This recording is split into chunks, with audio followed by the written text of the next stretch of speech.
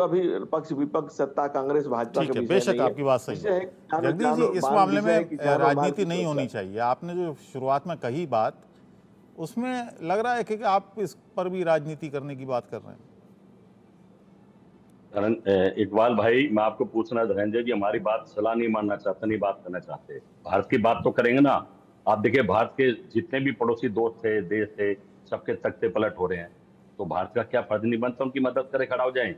China को आंख दिखाए, पर्दे के पीछे कौन है सबको पता है। पाकिस्तान है, चाइना है, हमारे चारों तरफ से घेरा डाल लिया है। अगर हम ऐसे छू बैठे रहेंगे यार, बाहुबली नहीं बनेंगे, ताकत नहीं दिखाएंगे, आंख नहीं दिखाएंगे, तो घर में घुस रहे हैं, घुस जाएंगे। कम से कम विपक्ष के नाते हम सलाह दे रहे हैं कि भाई कुछ करो। आप तो हिंदुओं के बड़े बाहुबली हो, हिंदू मारे जा रहे हैं, आप क्यों बैठे, क्या करा? अब ये राहुल गांधी से नहीं मत तो पूछ लेना कि देखिए, राहुल गांधी क्या अंदरूनी करेंगे मामला इसमें। होता है। हर आदमी की, हर देश की एक आंतरिक पॉलिसी होती है, उसमें तो दखलंदाजी नहीं हो सकती ना। भाई, जब मित्र दोस्त का क्या मतलब? आपने उसको पनाह तो दे दिए है, पर मैं तो चिंता अपने उन हिंदू भाइयों की कर रहा हूँ जो वहां बैठे हैं, ऐसे पढ़ने के 5,000 स्टूडेंट अभी भी वहां पे हैं। आपको लगता है कि ये लोग आने देंगे? तो कोई ताकत तो दिखाने। अगर हम बांग्लादेश को भी नहीं डरा सके, धमका सके, तो हम कैसे बाहुबली? नहीं, इस सवाल को डराने की उठाने का तो जरूरत क्या हमारा है? डराने की विपक्ष से जरूरत क्या लेता है है। सर? न कुछ करना बांग्लादेश पड़ेगा ना। कोई अगर वो हमारे दुश्मन देश तो नहीं हमारे है ना पांच कि हजार उसको बच्चे डराना है हमें। वापिस नहीं आए और वहां कुछ उनके साथ अनहोनी घटना होगी, तो जवाब कौन देंगे? राहुल गांधी या प्रधानमंत्री देंगे? इस बात को समझना चाहिए। हम तगड़ा भारत है, इतिहास है, बाहुबली है। अरे किसी को तो डराओ। नेपाल आपसे नहीं डर रहा, यहाँ उल्टे तो डराना हमारे क्यों खिलाफ है? के मैं लोग आ ये गए नहीं हैं। समझ पा रहा हूँ जगदीश जी, अरे भाई, पड़ोसियों को डराना डराना इसलिए क्यों है? तो क्या फिर समझाइए अगर आपकी समझते हैं तो। जैसे आप कहते हैं यूक्रेन रशिया में प्रधानमंत्री ने युद्ध रुकवा दिया, ताकत दिखाई, कहते हैं चर्चा है। यहाँ भी कुछ करो। हमारे हिंदू मारे जा रहे हैं वहां पे, चैनल नहीं दिखा रहे हैं, सोशल मीडिया पे आ रहा है। जो आपने कहा पुलिस वाले हिंदू उड़ा दिए, कितनी अभी तो आप जो 11 बता रहे हैं ठीक और है वहां पता नहीं कितने उड़ाए जा रहे हैं। संतेश जी, क्या कुछ ये तो पूरा सरकार को एक्शन मामला, लेना पड़ेगा।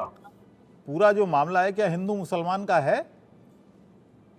नहीं, मैं नहीं समझता हिंदू मुसलमान का। ऐसी परिस्थितियों का फायदा निश्चित रूप से जो अराजक तत्व होते हैं उठाने का फायदा कोशिश करते हैं। आप देखेंगे जो रेडिकल फैक्टर्स है वहां पे, बांग्लादेश में या पाकिस्तान में या तमाम ऐसे जो देश हैं जो एक पार्टिकुलर रिलीजन प्रमुख हैं, आप देखेंगे वहां ऐसी घटनाएं जब घटती है तो उसका फायदा उठाने की कोशिश करते हैं। निश्चित रूप से इससे नुकसान माइनॉरिटीज को पहुंचता है और पहुंच रहा है। ऐसा नहीं मैं कहूंगा पहुंच नहीं रहा है। आप देखेंगे ट्रेंड है, 1971 में जिस देश की जनसंख्या माइनॉरिटी की 20% थी, आज वो घट के 8% हो गई।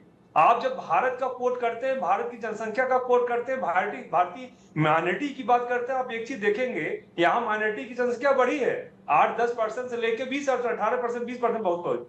तो जो सुरक्षा है, जो खुशहाली है, जो संपन्नता है, जो आजादी है देश में, भारत में, वो मुझे लगता नहीं किसी देश में है। और कहीं भी चले जाइए बता, जो माइनॉरिटी की जहां और माइनॉरिटी की स्थिति देखेंगे, चाहे नेबरिंग कंट्रीज हो, वेस्ट एशिया हो या फिर अफ्रीकन कंट्रीज, कहीं भी चले जाइए, ये सिनेरियो आपको कहीं नहीं दिखेगा, मात्र भारत में दिखेगा।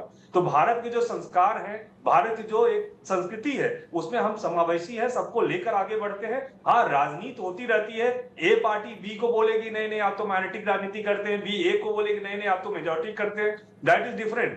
थैंकफुली मैं बोलूंगा, हमारे अपने जो लोग थे स्वतंत्रता आंदोलन के बाद, जो संविधान सभा बनाया, संविधान जो बनाया, संविधान बनाया, वहां से हमारे राइट्स प्रोटेक्ट हो गए। तो कहने का मतलब ये तमाम चीजें आप देखेंगे तो उससे आपको ये दिखेगा कि कहीं न कहीं वहां माइनॉरिटी की स्थिति कमजोर है। निश्चित रूप से उस पर चिंतन करने की जरूरत है। ऐसा नहीं आज एक घटनाक्रम घटी तो हम वहां आर्मी भेज दें, जैसा कि हमारे मित्र बोल रहे हैं कि वहां पे भारतीय सेना भेजनी चाहिए, हम बाहुबली हैं। हम कुछ नहीं है, हम स्वतंत्र संप्रभु राष्ट्र हैं। वैसे ही जैसे बांग्लादेश स्वतंत्र संप्रभु राष्ट्र है, पाकिस्तान स्वतंत्र है। हम नहीं चाहते हमारे यहाँ जो इंटरनल मैटर है उसमें कोई इंटरफेयर करे, और हम ये भी नहीं चाहते कि हम दूसरे देश में जाके इंटरफेयर करें।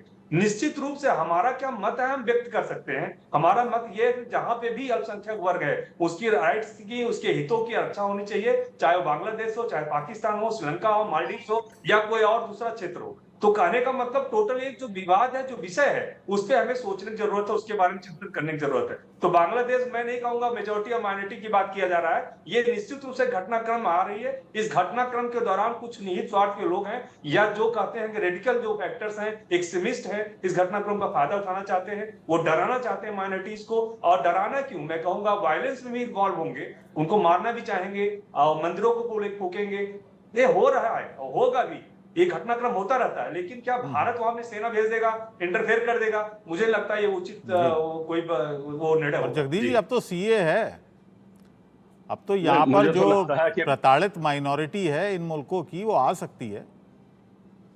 इतना बड़ा देखिए काम भाई, कर दिया मैं इस तो बता सरकार रहा ने। हूँ, हिंदुओं की सरकार है, हिंदू मारा जाएगा तो हम किस बात के बाहुबली हैं? मैं तो ये कहना चाहता हूँ, हमारे देश के भाई, उनके प्रधानमंत्री लिए इतना दरवाजे बाहुबली खोल पूरा दिए ना, विश्व उनके लिए दरवाजे खोल दिए सवाल हैं। नहीं दरवाजे। भाई नेपाल भी हमारे से नहीं डर रहा आज के टाइम में, कम से कम अपना रोप तो बना के रखना चाहिए अगर हम बाहुबली है तो। मैं तो उन हिंदुओं की बात कर रहा हूँ, मेरे दोस्त का बेटा पढ़ रहा है वहाँ पे, सारी रात सो नहीं पाया, उसका क्या हाल है मुझे पता है, वो कितना परेशान है, और माँ के बच्चे भी हैं, उनकी रक्षा करना तो हमारा धर्म है। हम कुछ तो बात करें, हमारी फौज करे, अजीत डोभाल जी बात करे, भाई इनको कुछ मत कहो, तुम्हारा अंदरूनी मामला। हिंदू हमारे हिंदुस्तानियों को जो हिंदू है उनको कुछ नहीं कहेंगे, चिंता है हमें उन बच्चों की। नहीं, निश्चित रूप इसके से बारे ये में विषय बहुत गंभीर है जो उठा रहे हैं आप, इस पे चिंतन करना चाहिए, और मुझे लगता है सरकार इस पे गंभीर होगी भी। ऐसा नहीं, आप ठीक है, देखिए धनंजय जी तो से एग्जाम्पल है, धनंजय चाहे जी से यूक्रेन जवाब ले हो, लेता हूँ। चाहे इजराइल का हो, चाहे वेस्ट एशिया, हर जगह आप देखेंगे तो वहां सरकार प्रोएक्टिवली अपने लोगों को बाहर लाई है। बांग्लादेश में भी कोशिश करेगी, मुझे ऐसा लगता है कोशिश कर रही होगी कि अपने लोगों को वापस लाया जाए। जी ठीक है धनंजय जी, इकबाल साहब क्या बात की जाए और किससे बात की जाए, क्या कह रहे हैं कुछ पता है ही नहीं।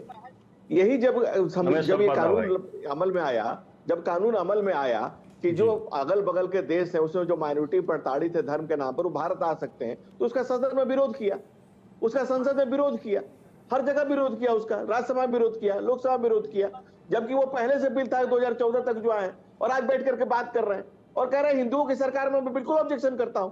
ये भारत की सरकार है, ये इस राष्ट्र की सरकार है, जिसको इतनी भी समझ नहीं है उसको आप टीवी पर बैठा के प्रवचन करा रहे हैं, आप जिसको बैठा करके प्रवचन करा रहे हैं टीवी पर, जो करे कि हिंदुओं की सरकार है। अरे ये देश की सरकार है, ये भारत की सरकार है। इनको जिसको बेसिक्स भी नहीं पता उसको पकड़ के ले आते हैं। अरे भाई राहुल गांधी को भारत समझ में नहीं आता है, भारत पर बोलेंगे, और इनको विश्व की कुछ बोलेंगे। अब ऐसे लोगों को पकड़ के ले आएंगे, म्यूजियम से पकड़ के ले आते हैं, कहाँ से पकड़ के ले आते हैं, देखिए भाई सोच समझ के बोलो भाई, कहाँ किस कौन लोग हैं, हिंदुओं की सरकार है, पूरा देश किस स्कूल कॉलेज गए कि नहीं गए, मनोहरपति दीजिए, पहले पढ़े, पहले दुनिया को जाने। आपका बच्चा नहीं है ना वहाँ पे, आपका बच्चा नहीं है बांग्लादेश में, इसलिए आपको दर्द नहीं है। हमें दर्द है, हमारे नेता को भी दर्द है, उसने कह दिया कुछ अच्छा करो, आज तक उस पर बोले हैं, लेकिन कुछ भी बोल देना है।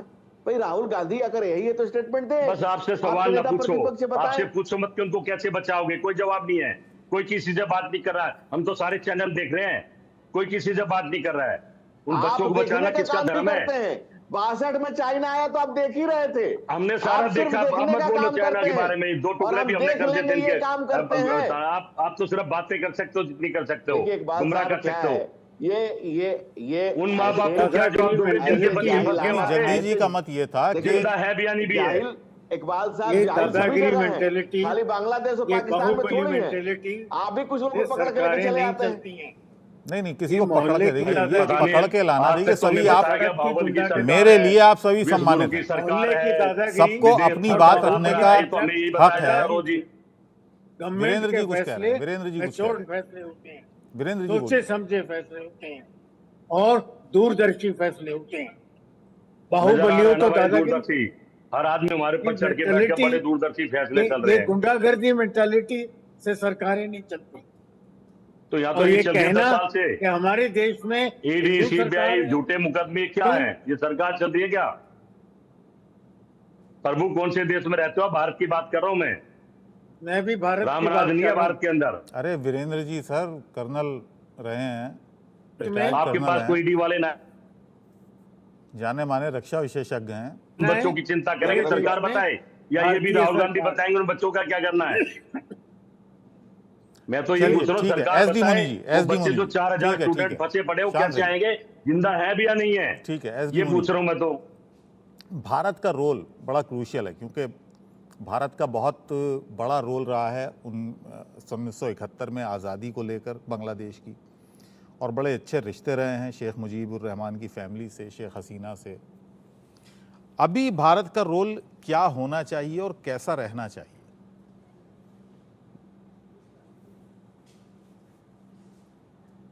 इसके लिए ये जी एसडी मुनि जी आपसे ही है। अच्छा देखिए, मैं जो भारत की नीति है अभी इस हालात में 4 फ्रंट पे इसको काम करना है। पहला फ्रंट ये है कि हमें हसीना को सुरक्षा देनी है और अगर दूसरी सरकारें हसीना को लेने में हिचकिचाती है तो उसको यहाँ रहने दीजिए, वरना सभी पड़ोसियों को ये संदेश जाएगा कि जो भारत के साथ है, भारत उसकी संकट के समय मदद नहीं कर पाता है। पहली बात। दूसरा, हमको ये देखना होगा कि जो इंटरिम गवर्नमेंट वहां बन रही है उसमें किसी भी तरह से पाकिस्तान और चीन हावी नहीं हो। उनके रिप्रेजेंटेटिव तो होंगे, मैं उसको रूल आउट नहीं करता हूं, लेकिन वो डोमिनेट नहीं करे।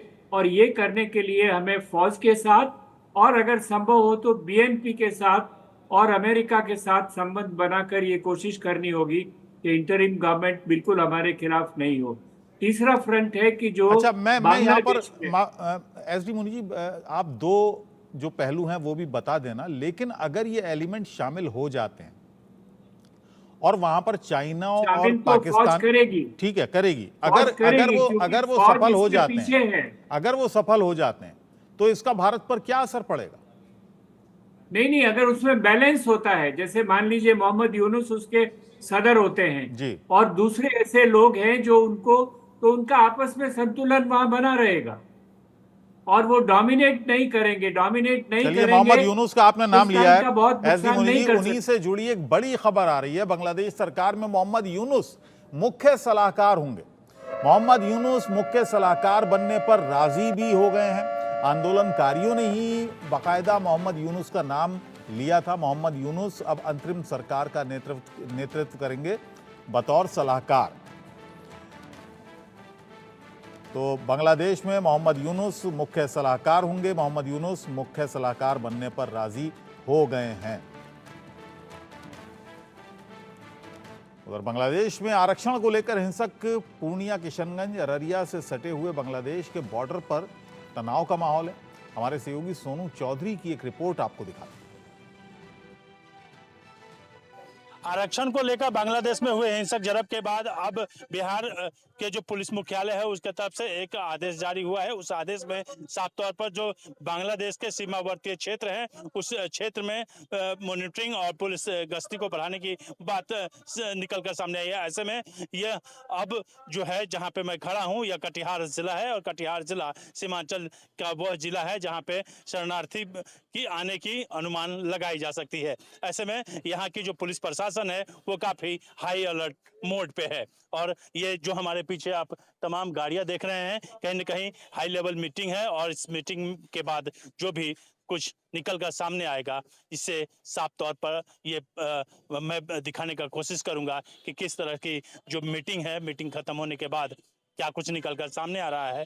तो यह जो क्षेत्र है सीमांचल का कटिहार, यह निश्चित तौर पर इस बांग्लादेश के सीमावर्ती क्षेत्र से घिरा हुआ जगह है और यहाँ से महज 200 किलोमीटर से भी कम के रेंज में बांग्लादेश का बॉर्डर है और यह अनुमान लगाया जा सकता है कि कहीं न कहीं जो बांग्लादेश से जो हिंसक झड़प हुई है उस हिंसक झड़प में जो भी शरणार्थी है वो कहीं न कहीं कटिहार जो सीमा क्षेत्र के नजदीक है, कुमेतपुर हो गया, बलरामपुर हो गया, बरसोई हो गया, ये तमाम जो चीजें हैं वो नजदीक हैं और इससे घुसने की संभावना जताई जा सकती है।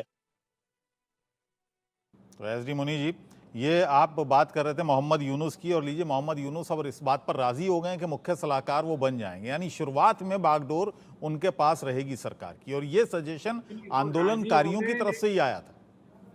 वो राजी हो गए, बहुत पुरानी बात है, लेकिन अभी कॉन्स्टिट्यूट नहीं हुई है इंटरिम गवर्नमेंट। नहीं, कॉन्स्टिट्यूट तो नहीं हुई है। इसका क्या, देखिए उसमें बात सुनिए ना जी, उसमें